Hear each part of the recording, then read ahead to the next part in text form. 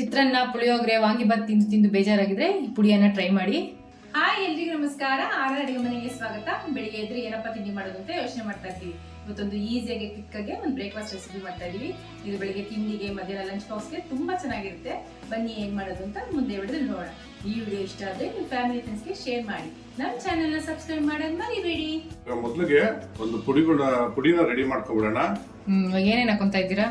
1 table spoon ಅಷ್ಟು ಉದ್ದಿನಬೇಳೆ, 1 table spoon ಅಷ್ಟು ಕಡಲೆಬೇಳೆ, 2 ಟೇಬಲ್ ಸ್ಪೂನ್ ಅಷ್ಟು ತೊಗರಿಬೇಳೆ, ಓಕೆ, 1 ಸ್ಪೂನ್ ಅಷ್ಟು ಧನಿಯಾ, ನೆಕ್ಸ್ಟ್ 1 ಟೇಬಲ್ ಸ್ಪೂನ್ ಅಷ್ಟು ಜೀರಿಗೆ, ಖಾರಕ್ಕೆ ಒಂದು 5 ಇಂದ 6 ಮೆಣಸಿನ್ಕಾಯಿ, ಕಲರ್ಗೆ ಬ್ಯಾಡಿಗೆ ಮೆಣಸಿನ್ಕಾಯಿ, ಒಂದು ಅರ್ಧ ಟೇಬಲ್ ಸ್ಪೂನ್ ಅಷ್ಟು ಕಾಳುಮೆಣಸು, ಇದಕ್ಕೆ 2 ಟೇಬಲ್ ಸ್ಪೂನ್ ಎಣ್ಣೆ ಹಾಕೊಂಡು ಹುರ್ಕೊಳ್ಳೋಣ. ಓಕೆ, ಇವಾಗ ಇದನ್ನೆಲ್ಲ ರೋಸ್ಟ್ ಮಾಡ್ಕೊಳ್ಳೋಣ. ಎಲ್ಲ ಕೆಂಪಾಗಬೇಕಾ? ಹೌದು, ಸ್ವಲ್ಪ ಘಮ ಘಮ ಅನ್ನೋ ತನಕ ಘಮ ಬರಬೇಕು. ನಿಮ್ಗೆ ಹಾಕಿದ್ರು ಉಟ್ಕೊಂಡಾಗೆಲ್ಲ ಘಮ ಮಾಡಬೇಕು, ಅಂದ್ರೆ ಉಟ್ಕೊಬೇಕು.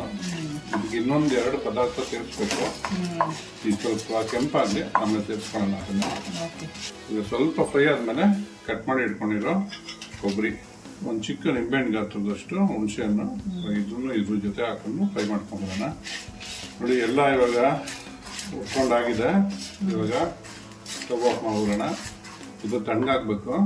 ನೋಡಿ, ಉಟ್ಕೊಂಡಿರೋದೆಲ್ಲ ತಣ್ಣಗಾಗಿದೆ. ಇವಾಗ ಮಿಕ್ಸಿ ಜಾರ್ಗೆ ಹಾಕೊಂಡು ಪೌಡರ್ ಮಾಡ್ಕೊಬಿಡೋಣ.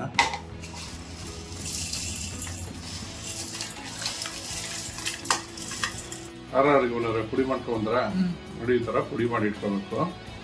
ಇವಾಗ ಒಗ್ಗರಣೆ ಮಾಡ್ಕೊಳ್ಳೋಣ. ಪ್ಯಾನ್ ತೊಗೊಂಡು ಎಣ್ಣೆ ಹಾಕೊಂತ ಇದ್ದೀನಿ. ಒಂದು ಅರ್ಧ ಟೇಬಲ್ ಸ್ಪೂನ್ ಸಾಸಿವೆ, ಒಂದು 2 ಟೇಬಲ್ ಸ್ಪೂನ್ ಅಷ್ಟು ಕಡಲೆಕಾಯಿ ಬೀಜ.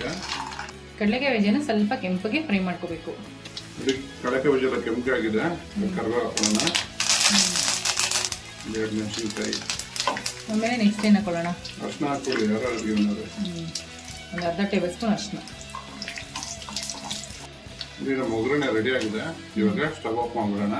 ಇದು ಇವಾಗ ಸ್ಟವ್ ಆಫ್ ಮಾಡಿದ್ಮೇಲೆ ನಾವು ಮಾಡಿಟ್ಕೊಂಡಿದ್ವಲ್ಲ ಪುಡಿ, ಅದನ್ನು ಹಾಕೊಳ್ಳೋಣ. ನಿಮ್ಗೆ ಎಷ್ಟು ಬೇಕೋ ಅಷ್ಟು ಹಾಕೊಬೋದು. ಒಂದು ಹೊತ್ತಿಗೆ ಮಿಕ್ಸ್ ಮಾಡ್ಕೊಳ್ಳಿ. ಯಾರು ಅಡುಗೆ ಅನ್ನೋದು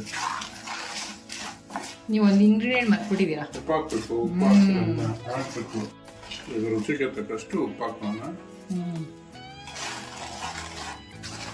ಅಡುಗೆ ಮನೆಯವ್ರೆ, ಅನ್ನ ತಣ್ಣಗೆ ಮಾಡಿ ಹಾಕಿದ್ದೀರಾ? ಬಿಸಿ ಅನ್ನ ಬಿಸಿ ಬಿಸಿ ಇದೆ. ಅನ್ನ ಸ್ವಲ್ಪ ಆಗಬೇಕು, ಆಗಬೇಕಿಲ್ಲ, ಮುದ್ದೆ ಆಗ್ಬಿಡುತ್ತೆ. ಅನ್ನ ತಣ್ಣಗಾಗಿದೆ. ಮಾಡಿರೋ ಪುಡಿ ಗೊಜ್ಜನ್ನ ಇದಕ್ಕೆ ಹಾಕೊಬಿಡೋಣ. ಕಲ್ಸ್ಕೊಡಿ. ಯಾರು ಅಡುಗೆ ಮನೆಯವ್ರೆ, ತಣ್ಣಗಾಗಿದೆ ಅನ್ನ. ನೋಡಿ, ನಮ್ಮ ಪುಡಿ ಅನ್ನ ರೆಡಿ ಇದೆ. ಇವಾಗ ಮೇಲ್ಗಡೆ ಸ್ವಲ್ಪ ಕೊತ್ತಂಬರಿ ಹಾಕೊಂತಿದ್ದಾರೆ. ಟೇಸ್ಟು ಸೂಪರ್ ಆಗಿರುತ್ತೆ. ಘಮಘಮಿಸುವ ಪುಡಿಯನ್ನ ರೆಡಿ ಆಗಿದೆ. ಟ್ರೈ ಮಾಡಿಬಿಟ್ಟು ಹೇಗಿತ್ತು ಅಂತ ಕಮೆಂಟ್ ಬಾಕ್ಸ್ ಅಲ್ಲಿ ತಿಳಿಸಿ. Thanks for watching our video.